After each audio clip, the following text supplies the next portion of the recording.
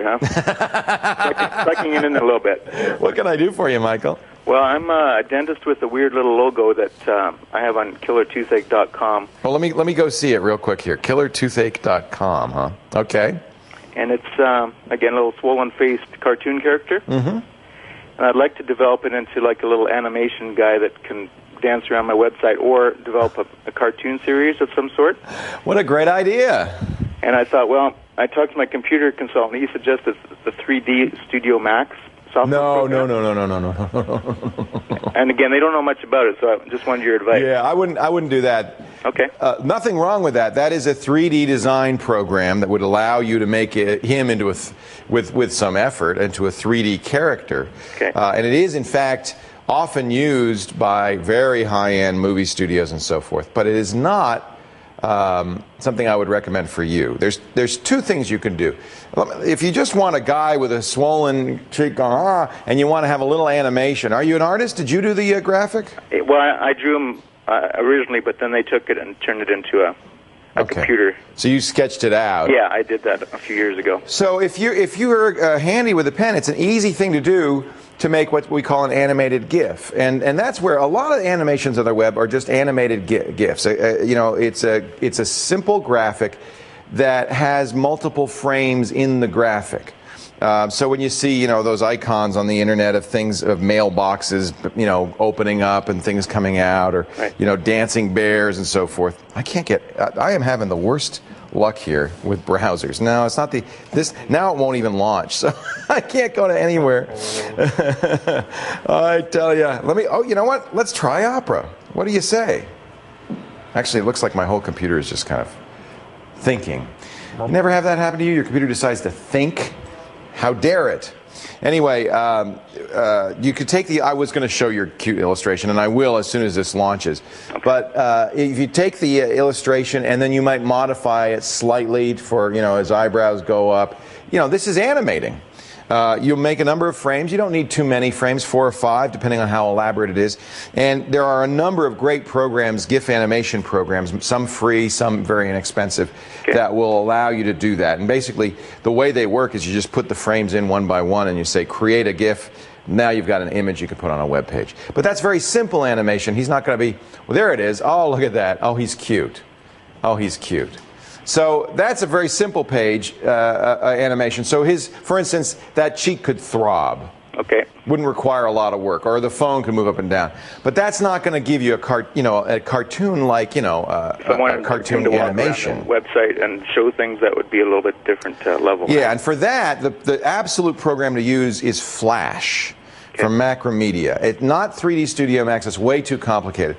With Flash, you could take that little guy, make slight modifications, and Flash is really an animation tool. You know, we've done so many segments on the show with our friend Mike Hogue. If you go to jinxtheblackcat.com, for instance, I would if I could, but my computer's dead. If you go to jinxtheblackcat.com, for instance, you'll see what you can do. Maybe you can pull that up for me, whoever is pulling up. Kate, can you pull up jinxtheblackcat.com? You'll see what can be done. I mean, and it's very simple Flash animation. In fact, we have on our website, we have a number of articles by Mike about doing this, and we're going to have more people come in and show you how to do this. So what happens is you'll take that little guy, you'll modify it slightly, and Flash will do what's called the tweening. It's not coming up either. We're having the worst. The internet. Don't you love the internet? It's great when it works. There's about going very slowly today. Anyway, Jacob Tran, who comes in and does some Flash teaching on our show too, is another guy, jacobtran.com. You know, Michael, these aren't going to be it's not going to be super easy. You're going to be learning a new program. There's Jinx the Black Cat. And see, Jinx is exactly like your guy with the swollen cheek. Right now, he's just a static image. Okay. But he's starting to load up, and because it's Flash, it normally loads faster than this. Our web connection seems to be dead. That might be the 18 different video feeds we're sending out over the internet right now. But he will come alive in just a second. You'll see he'll move and so forth. And Flash makes this very easy to do. 3D Studio Max would do it, but with a lot more effort. And it doesn't have any animation tools really built into it. You'd then have to go to something designed for animating. It's really just designed for making a 3D image out of it. So Flash is the program you want, I think. Okay, I'll tell them to look into that. Yeah, and are you going to be doing this, or is he? Or no, I'd have to get them to do it. I'm just a beginner at this kind of stuff, so. There you go. Look, Jinx is coming alive right now, see? And all of this is just simple Flash. It's not difficult. And it really can be used in so many wonderful ways. And the nice thing about Flash is it's lightweight. It plays up back on the web. It goes well on a website. So it'd be very easy for you to get that little toothache guy to, say, make a call. You can have audio. Make a call right now, anything like that. Sounds good. Okay, Michael. I appreciate that. Thanks very much. Nice to talk to you. Animated GIF for the simple stuff, Flash for the more elaborate. Awesome. Take care. Okay, thank you. Talk Thanks to you later. for calling. We appreciate Bye-bye. it. All right, let's take a break. Coming back, we're going to trim the fat on your Max hard drive with Rick Merc Yeager. Also coming up, Bill McEwen on alternative workspaces. We don't want to be stuck in an ugly space, do we? Right now, though, it's time to take our quick quiz question of the day. Which physics process is used to erase flash memory? That's the kind of memory in your camera, right? Is it magnetism, phase inversion, quantum tunneling, or a temporal anomaly? Get to the website. I like that. I think it's a temporal anomaly, actually. Get to the website. Give us your best guess. I think you can guess this one pretty well. And we'll talk about it when the Lab with Leo continues.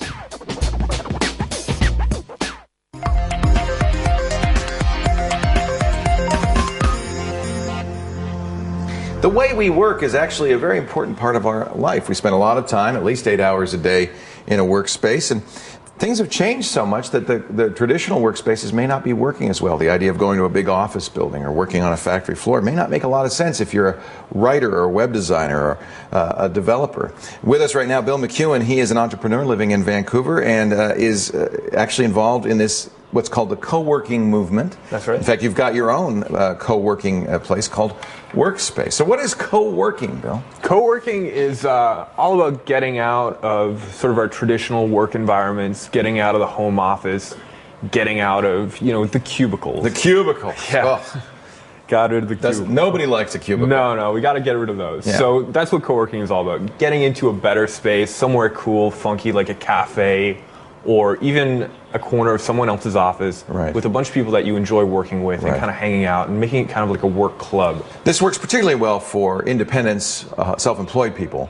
Yeah. Although I noticed that a lot of companies now are doing this kind of thing for their sales force, for instance. They'll have a central place. Nobody has a desk, per se, but you can come in and you can use it as you need it. Absolutely. I mean, all companies, I think, that are forward-thinking have figured out that setting up a big cubicle farm isn't really the best place. Yeah, it's not the best way to inspire innovation in your employees. Right. It's not the way to be happy either. So, we've definitely seen a movement in larger companies where they kind of, like the Googleplex. Right. We saw photos of that when people do tours, and it just looks like this beautiful place where people can just hang out. You just want to be there. Yeah, exactly. Yeah. And that's what we're trying to do with co-working is just create places where people want to be.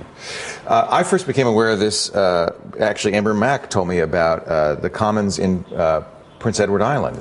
Queen Street Commons. The Queen Street Commons, and that's how I heard about it too. Yeah. I think they were really brilliant. The first guys to get going. I think it was Silver Orange, the web design company, that was one of the companies involved in this. So what does it look like? How does it work? Well, the Queen Street Commons being the first example, what they did is they bought this house, and they didn't really know what to do with it. I think it was kind of an investment. So what wound up happening is they started to sell memberships to this space, and they renovated like a club. it. Yeah, it was totally like a club, but a club for working and a club for hanging out and talking about the internet and talking about technology and kind of innovating.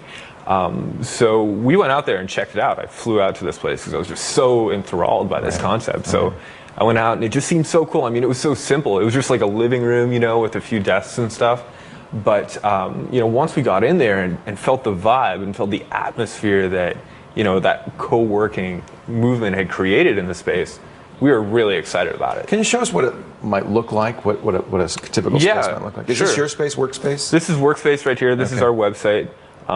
Here's some photos from Flickr. So we've got, a soft Molo wall and kind of some couches and stuff. But that's not anybody's particular area. That's just some. No, that's right. I mean, what we do is we share desks at Workspace. So you pay a membership fee? How does it work? Yeah, you pay a membership, just like at a club or at a fitness center. You go and you pay based on how often you want to use the space. So you can come in once a week or 7 days a week or, how often you like. And how, what kind of amenities do you get? I mean, how much like a real office is it? Well, I mean, you get great Wi-Fi, great connectivity.